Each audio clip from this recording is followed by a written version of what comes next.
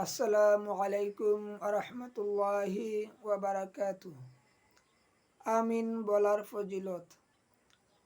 আন আবি হুরায়রা রাদিয়াল্লাহু তাআলা আনহু আন্না রাসূলুল্লাহি সাল্লাল্লাহু আলাইহি ওয়াসাল্লাম ক্বালা ইযা ক্বালা আল ইমামু গায়রিল মাগদুবি আলাইহিম ওয়ালাদ-দাল্লিন ফাকুলু আমিন فإنه من وافق قوله قول الملائكة غفر له ما تقدم من ذنبه।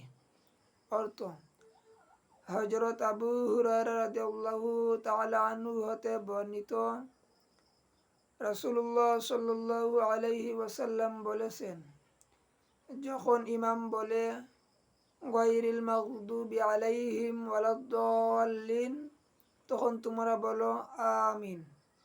কেননা যে ব্যক্তির আমিন বলা ফেরেশতার আমিনের সাথে মিলে যাবে, তার অতীত গুনাহ আল্লাহ তাআলা ক্ষমা করে দেবেন।